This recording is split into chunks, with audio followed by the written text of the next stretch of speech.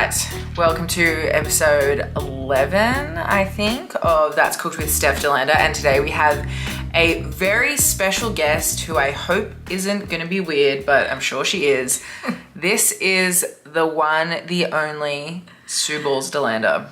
Hello, everybody out there. Welcome, Sue Balls. You need to relax. I wish you had a glass of wine before you did this. I should get one. You should get one. Okay, how does it feel to have me home? Oh, it's fantastic. We've been hanging out, cleaning the house, waiting for you to get here. I haven't been cleaning the house. No, I've been cleaning the house. I don't clean. Well, you do actually, but anyway. Barely. Yeah. So is it fun to have me back? It's fantastic. I've been back a lot this year. Yeah, you have. But it's all very good. 7 trips. Yeah, and I look forward to every single one. Thank you. You're welcome. Is that DSL by SDL? Yes, it is DSL by SDL. Wow. Mum's got those DSLs on. Look at that. Yes, I do like to wear it and get comments every time. Do people compliment you? They actually do, yes. Do you direct them to my merch site? I do. And they always ask, what does it mean? And I can't bring myself to say it. Do you know what it means? I do know what it means. I have said it a couple of times, actually. Ooh, Sue Balls. Naughty. So where did the nickname Sue Balls come from? One of Stephanie's high school friends called me Sue Balls, and it's unfortunately stuck. It did stick. I remember we were in the pool one day and we were just going through random nicknames for you. And she said Sue Balls. And then it's stuck and it's never ever gone anywhere. Yeah, I know. And now you've become like an enigma. You're a celebrity. You're almost as famous as I am. How does that make you feel? Oh, it's pretty good. It's pretty good? Yeah. Yeah? Mm-hmm. So I asked my fans if they had any questions for you. And they had a few, but we'll get to them later. Because I feel like people are just going to be intrigued on what I was like growing up and kind of the journey from when you had me to now 26 years later. So what was I like as a kid? You're like as a baby. Like I want to know the whole, and I'm probably going to hear stuff that I don't even know, but I want to know the full blown, like, what was day one? What was the 21st of January 1997 like? Okay, so it was 40 plus degrees in Melbourne. In Celsius, which I don't know what that is in Fahrenheit, but that's stinking hot. Well over 100. Yeah, it was stinking hot. You were well and truly due. Went to the doctors and you said that baby can come out. So went straight to the hospital. So basically. I was over, or? No, you were just a due date. Then they said there's no use. What was the due date? I think it was the 21st. You were sort of, yeah. Perfect timing always. Wow. Since day one. Anyway, it was very exciting. So we went into hospital. The nurse kept saying, you've got heaps to go, which wasn't true. What does that mean? Well, the labour. So they induced me, which I had to have with your brother. And she said... So what does that mean? They give you drugs? They give you something to get you going. That sounds like they give you drugs. No, I don't like know. Illicit They substances. just give you stuff. You're allowed to swear on That's Cooked, by the way. I'm trying to be very nice. You don't be yourself, Mum. Anyway, so the nurse said she's got heaps to go, and I thought, no, she hasn't. Anyway, so Stephanie was born. Doctor didn't make it. He was in a bad mood because he wasn't there. He was in a bad mood. Yeah. He wasn't the one having a fucking baby, was he? No, well, he wasn't in a bad mood with me. He was annoyed that he didn't get there in time. Maybe he should have been there. Well, they usually ring him. And they said... They didn't ring him? They rang him too late. This was the whole deal. I knew you were coming, but they said, no, she isn't. I said, yeah, she is. Well, anyway, she mother's came intuition, some might say. Yes, and seeing that it was hot and it was quite a stressful time in our lives. Why was it stressful? Well, your dad wasn't that great at the time. He wasn't never that great. Yeah, sure she is. He wasn't feeling that good. It was so hot, and we just thought we just want this lovely baby out. We didn't know she was going to be a girl either. Oh, really? You didn't know what I was? No, didn't know what you were. So, hold on, wait. This one's funny. What was my name options? Okay, so when I was growing up, and I think it was still going when the kids were small, I was a fan of Bullwinkle Moose. What the fuck is Bullwinkle Moose? It was a TV comedy show. It was a cartoon. Anyway, the main characters, they were quite dastardly type people. What does dastardly... Why are you using all these... Why are you using all these words well, if you watch that you've never said in your life? Because it's in the episode. I have never once heard you say dastardly. You need to watch it. I brought you on here because I want Sue Balls. I don't want dastardly. I want Sue Balls. Far out. Just let me... Just say fuck. All right. Anyway, so Anyway, so she was either going to be Natasha. Natasha? Yeah. Or Boris. That was first. Boris? That was for if you were a boy. Boris? Yeah. Out of Bullwinkle Moose. Jesus, fuck. Imagine in 2023 if you had a son named Boris. There are nice people called Boris, so shut up. It's all good. Anyway, so... Could you imagine if I was Boris? No, you're not a Boris. I'm Anyway. I'm obviously not a fucking Boris. Anyway. BDL, Boris still in. Or Natasha. You know, you are a Stephanie, no doubt. Yeah. So anyway, you were born... So where did Stephanie come from? I just liked the name. And your dad liked the name because we were, trying to choose names. Did you name it knowing, like, we're going to call her Steph all the time? Like, did you do it because you knew Steph would be a nickname, or...? No, definitely not. I never called you Steph. I've always called you Stephanie. I only call you Steph occasionally, which is all true. Well, I don't like being called Stephanie. I know, but mothers call you names like that. Anyway, so no, you were a great baby. You were a healthy little tot. Little tot. Yeah, she had curly hair. The only thing, Steph... she used to follow her brother around everywhere, and I think he used to boss her around a bit. And quite frankly, when they were... Fake news, I don't remember that. Yeah. Well, I've looked at old footage, and they're wrestling a lot. So maybe... Hold on, you're skipping ahead. Okay. So, early childhood. Who am I? What am I? Like 5 years old, starting to go to school? You loved going to kinder or preschool, whatever it's called, and you went to 3-year-old and 4-year-old. Which I think is the first time I've ever wanted to... First and last time I ever enjoyed going to any school. Yeah, possibly, because you always hated school. We'll get to that later. Anyway, you were always really good. You loved dressing up even back then. You had curly hair. I was a born performer, some would say. You were a dancer as well. So I took you to ballet, which you hated, but you loved your jazz. Well, I wasn't exactly built for ballet, was I? And they were very strict, I've got to say. But anyway, so that wasn't you. But, you were really good. The teachers all loved you. And then you went to primary school. Mind you, skipping that, you never liked to walk anywhere. I had to carry you around on my hip. Everyone used to laugh their guts out because you were always hanging off my hip. Lazy motherfucker. Not lazy, just didn't like to walk. Sounds pretty lazy to me. Anyway, so then that was that. And then you went to primary school, which again you did really well at. And then... Did I? Yeah, you enjoyed primary school. This is in Victoria. Then we moved you to Sydney. So and it all went downhill. I don't know about that, but we moved to Sydney, and again, teachers at primary school thought you were really good, and you seemed to really like primary school. We took you to swimming lessons, dance lessons. You did all that. Yeah. And I was a very active kid. I remember loving every sport. Yeah. Like, and plus you had your brother tennis, to dancing, follow. Yeah. soccer, everything Dean sport. did, I did. True. And then got a bit more hectic when you turned into a teenager, so then you went to high school. That was a whole different How did ballgame. that get hectic? Well, you hated school with a passion, so it was always a drama getting you to school. And it was. Some of the teachers thought you were great, and you excelled in English, and you were pretty good at maths. Even I wasn't good. I was not good at maths. Well, you did all right. You weren't I don't shocking. think I did well. Well, you just hated school, so you wouldn't know. But anyway, that was all good. And then we moved schools. Again, Steph was a very good cook, still is, and did very well. Why are you doing this like it's a current affair interview? Well, fuck, what do you want me to do? She dropped a fuck. Wow. Yes, the Super Bowl fuck count 1. I'm being very well behaved. We're going to tally this. I'm going to get you to at least 5. I know.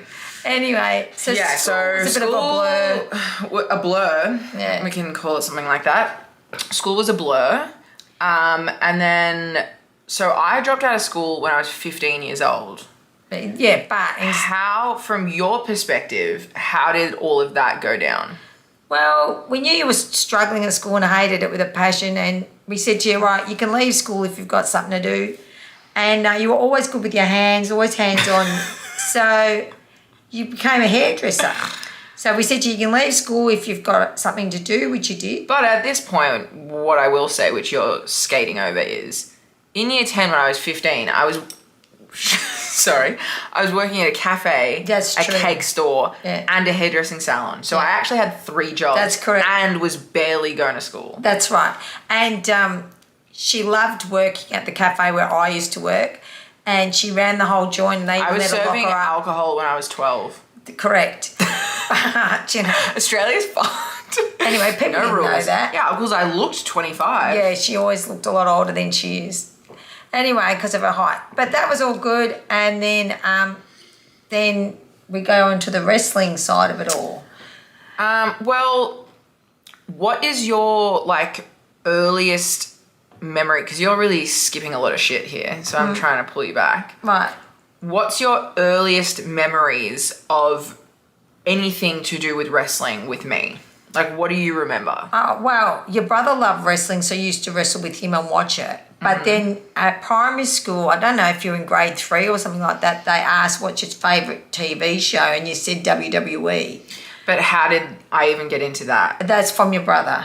But how did we get into that? Well, I must have put it on the TV. My grandmother loved wrestling, who Steph, middle name is Josephine after her nana, who Stephanie didn't meet, but she was a very keen wrestling fan and all sports actually, and I love wrestling. And I think... So what happened was Dad got Foxtel, which is like paid TV in Australia. Yeah. So he could watch the footy. Yeah. And Dean and I were sitting there one day scrolling through the channels and we clicked on Raw or SmackDown. Yeah. And instantly we're just like enamored by the whole thing. We'd never seen it before because wrestling is so much bigger in America than it is in Australia. Yeah. So we just stumbled upon it and instantly it was like the coolest thing on earth. Yeah, and then the WWE came out to an arena here in Sydney when the kids were in primary school, and myself and 2 other dads took about 10 kids out. They It was made like signs. 10 boys And just Stephanie was the only just me. girl. Yeah. And she had a sign and she loved the Bellas back then. The Bellas weren't even... No, I was... Who was it? I had a sign for HBK. Oh, so it was HBK. I'm so sorry. Yeah, so she had a sign, and then the boys had used Suck, of course. They had those signs, and it was For Kurt Angle and Mark Henry, yeah. I remember that. So that was maybe the start, the real start of it. Yeah, I think so. Yeah. And then Dean and I started beating the shit out of each other. At home, and obviously Stephanie's quite strong even back then. She was very strong and used to beat us all up.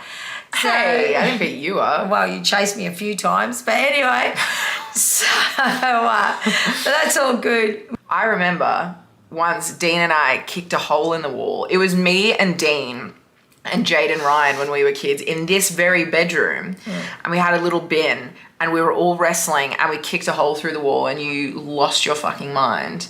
And I remember Dean and I used to play WWE, like at that point it was Raw versus SmackDown. And we also used to play a game called Dead or Alive, which was like a fighting game. And him and I used to beat the shit out of each other so bad that I remember one time you cracked it and you were like, fuck this wrestling. And you took all of our fighting games and you wouldn't let us play them That's anymore. true, yeah. And then we got them back somehow. But that was like the start. It would be like me and Dean and all of Dean's friends, because I didn't have many friends. We would go down to the local park, like just there, the soccer fields, and all wrestle. And it was a bunch of boys 2 years older than me, but because I was always physically bigger, I would like hang, if not beat the shit out of them. Yeah, they were really cool. They were really good to Stephanie, all of Dean's mates. So that was sort of the start of it. And then Stephanie started training. Are we up to that now? Well, yeah, this is a story that I always tell people. And I don't even know if you remember this, but I remember I turned 18. Oh, I remember this, and I told you to give up work. What the fuck are you doing? You've been telling me you're going to be a wrestler your whole life. Now is the time to do it. 100%.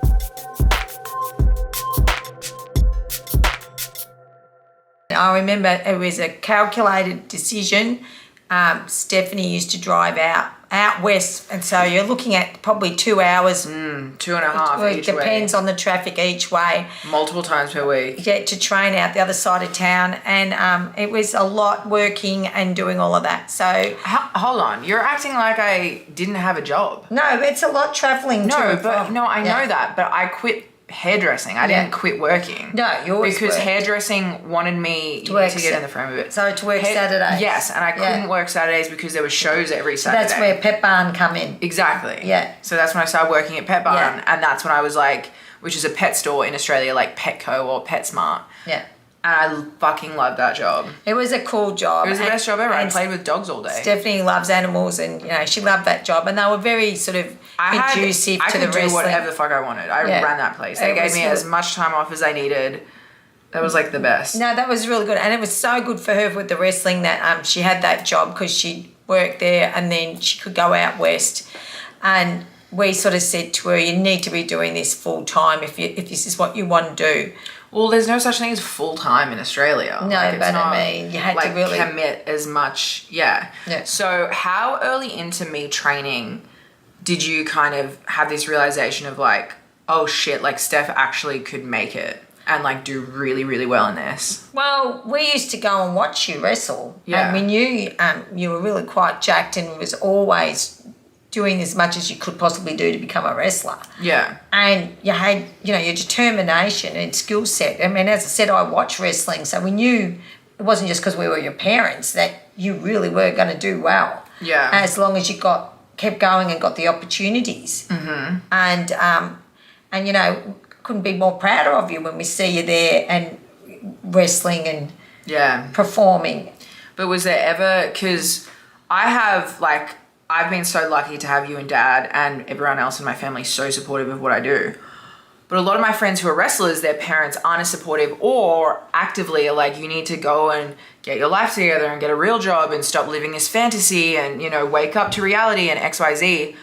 Did you ever have any thoughts like that? Or were you like, no, she's going to do well? No, absolutely not. And I have to say, when you had your shoulder operation, I knew even with that you were going to be okay. Because that was a year into my career. So I basically wrestled for a year. Yeah. And then had shoulder surgery. I was out for a year. But I can remember, I just knew it was just this minute in time that you would come through. But what made you feel like that? I always felt it. It was an inner thing. I just felt, you know, whether you're religious or not. Oh my God, I knew you were going to try and throw this shit in God there. always has a plan, but I always felt. Did God do my shoulder rehab or did I? He gave you the skills. Anyway, I totally had faith that you would be okay and you would come out of the other side of it. Okay. Well, I did too, and I think that's the most important part. Yeah. So how was it when you realised, you know, when I got that call that I was moving to the other side of the world? Well, it was something we always hoped would happen for you. So because I did tell you that since when I was 18 years old, I was telling everyone, no matter what, I'm moving to America to wrestle. One way, however it works out, that's the plan. Exactly. And we always, that was always at the back of our mind, but we always hoped that that's what would eventuate. Mm-hmm. So when you, and you know, when your girlfriend Indy got to go, that was already one of you were gone. And then we just were sort of waiting for when it was your time to go. And then when you got the email, it was one of the most exciting days of my entire life because we were so happy for you. Yeah. And to this day, I mean, I've still got photos of that. And then when we had to go and sign everything at the cop station and all that shit we had to do, you know, it was fantastic. Yeah. You know, and then, you know, it was just wonderful. Obviously, we would miss you. Yeah. But you were following your dream and fuck, life's short. You know? 2 fucks for Sue balls. Well, it is. Fuck, life's short. That's a quote, isn't it? Well, it is. And anyway, look at it. You have to give these things a go. I agree. And as I said, when you were 18, I do remember saying to you, you're still living at home, so this is a good opportunity to chase everything. Yeah. You know, it's not always easy for everyone out there who haven't got someone to support them. You know, that it's very hard. So that's another thing, you know. Oh, yeah. I always knew that I was, like, in a very lucky position to be able to, like, just chase, you know. Anyway, as I said, there's a lot of people there that haven't got that support and it just makes them strive even harder sometimes. Mm-hmm. Because you've got to find it within yourself. Yes, I know. Yeah. Yeah. Can you, from listening to Sue Balls, can you guys see how I start getting on these like random spiritual tangents because I've grown up with old mate over here. But I think there's a lot to be said for having like... You have to have faith in something. Yeah. And in my life, it's kept me going through all sorts of shit. And okay, we're not turning this into... No, saying just... She has an agenda. Sue Balls came onto the show with a religious agenda and she's going to try and shoehorn it into this shit as much as she can. No. On that note... Yeah. GBA. It has become so profound across continents, across the entire world. One of my friends, Everett Connors, just got GBA tattooed on his body. What the fuck does GBA stand for? God bless always. God bless always. Where did that come from? Well, it actually comes from my dad because he always used to say to everyone, God bless, and say hello to people. And you're just wishing people well. And not everyone is religious, but whatever you believe in, you just want to be kind and wish well to people. So I say God bless always. So that's GBA. It's GBA. But the funny thing about GBA is it must be on everything. Every single thing. On my birthday cakes when I was a kid, GBA was written on it.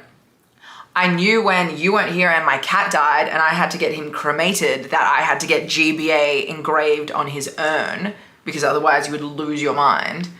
Every single thing with Sue Balls has to have GBA on it. Correct. That's correct. Even down to when I used to get my Christmas presents from Santa. Oh, there might be young people watching. I don't care. From Santa, for some reason, the Santa that would visit my house was also into the whole GBA thing. Well, he was religious, that Santa. We had a religious Santa. So I had, as I said, I had a few questions from fans. Okay. Of things that, can you just chill? I'm chill. But you know when like you know your mum more than anyone and she's like bugging out and acting weird and no one else can see it, but you're like, I can see. It's the smile. She's doing this fucking fake smile. So true. Chill the fuck out. All right, someone wanted to know, how do you feel about all my piercings? I like them. You've been having piercings since you were 15. 14. Well, whatever. I used to have to go with it to get them. Yeah, because I wasn't old enough and you had to sign a waiver. Yeah, I think it's enough though, but I like them. I remember when I was 14, I wanted to get my nose pierced. And she's always hated nose rings for some reason. I don't know what you're No, the tongue thing is the one I hate. No, but you always hated nose rings too. And I wanted to get my nose done, but you said no. And then you said, why don't you get... It's my stomach. That was my stomach fucking grumbling. Could you imagine Sue Balls drops one on That's Cooked? That is Take that shit out. Johnny, don't take that out. That's great. No, that wasn't fuck off. That was... She hits me. That was my stomach gurgling because I'm starving. Okay, relax. Okay, so I wanted to get my nose pierced. I've had enough. Stay, let me finish. I went to get my nose pierced. She said no. And then because you love Fergie, you said I could get my eyebrow pierced, which is arguably so much more hectic than getting a nose ring. So I got my eyebrow pierced, and then when I turned 16, I said, fuck yeah, and I got my nose done anyways. Okay, so she likes the piercings. On that note, thoughts on the face tat? No. I live with it. You live... But I don't like face tattoos. Sorry, guys. Why not? I just think you're beautiful. You don't. I'm need beautiful. To put What? I'm not beautiful. I think I still look pretty good. Not sure how you're going to look when you're a lot older with that. Oh, not sure how you're going to look when you're a little older either. Obviously. Everyone looks fucked when they're old, so might as well have some cool art on them. No, that's enough of that. Enough of what? No more face tattoos. You promised me. How do you... She did promise everyone out there, right? I did. How do you feel about tattoos in general? I love a tattoo, but not on your face for you. Okay. That's fair enough. But you like... Because I know, which is so bizarre because you're such like a God bless woman, but you love the look of like an alternate chick covered in tattoos, cool hair, like you love that, don't you? I do, and I think because I was born and lived near a railway line, and I love graffiti. So I just like, it's art. It's beautiful. So why do you love graffiti? Because it's artistic? Yes, and I like looking at it. And I used to be on a train and something to do, you read all the beautiful throw-ups and things all along the train lines. It's good. It's just so good. I remember you used to... So my brother is an artist and Dean used to do a lot of graffiti. And Mum, Sue Balls, God bless, used to buy Dean his spray paint and used to drive him to the trains to paint the trains. Oh, yeah, not so much the trains, but... Yes, you did. Yes, you did. You liar. She did. Anyway... It's okay. You can't get arrested like 10 years later. It's fine. It wasn't public property that I know. Well, it was public property, but not private property is more to the point. Anyway, I love graffiti. I think that's nothing like... wrong with it. It's beautiful. I think that's like a good thing though, that you've like supported both me and Dean in like the crazy shit that we both wanted to do. You could have been doing a lot fucking worse. 3 fucks from Suballs. We've got a few minutes left. Do you want to bang a couple more out? Let's go. Ready? No. No, I think it's cool, and I think it's a testament that it's like we went from, you know, me having a fucked up like time in school. Dean was a great student, but then like as adults, I'm a professional wrestler and he's a professional artist. Like I think that's very cool. They're two very like not conventional jobs that I think parents would have not issues, but like reservations about, you know, their son being like, I'm going to be an artiste, and their daughter being like, I'm going to be a fucking wrestler. Like, I feel like a lot of parents would be like, okay, go to uni. But you guys didn't really. No, well, your dad and I hated school ourselves, unfortunately. We both went to single-sex strict schools, and we always felt we didn't want to do that to you and your brother. And as long really as you're healthy and we're okay, that's all we really cared about. We just knew you'd do all right, whatever you choose. And I think since COVID and shit now, that's all changed. You know, people can do whatever they want, quite frankly, a lot easier now. And people reinvent themselves all the time. So I think for people like yourself now, you know, the world's at your feet. You can do whatever the hell you like. Isn't that fun as Yeah, well? it is good. It's fantastic. You got to give it a go. Well, it's good because there's so many more ways to make money than just to like go and do some bullshit that you hate and makes you miserable like 40 hours a week for 60 years. Yeah, 100%. Yeah. Okay. Well, is there anything that you feel like you want to express? And if it's insane, I'm cutting it, just to let you know. No Jesus shit, please. No, that's it. That's it? Yeah. I wish you all the best. Wish you all the best. What am I dying? Don't. Do you want to give a GBA to the... GBA, everybody. Have a lovely Christmas and a happy Holy New Year. Holy? Oh, Holy Christmas. Merry Christmas. She had to shove it in, didn't she? Anyway, all right. It's been great spending this with you, Steph. She didn't want to do this at all, and I had to drag her onto it. Yes, you did. That's why I'm acting a bit weird. It's good. I know. I always say Suballs would really benefit from waking up in the morning and just smoking a little bit of weed. That's where I'm done. You would be so That's fucking relaxed. cool now. You would be so chill. All right, guys. Thank you for coming on with this ride. This is my insane mum, Suballs Zalanda. Please like, comment, and subscribe, and have a great fucking Christmas. See you all. Bye. Until next time, that's cooked.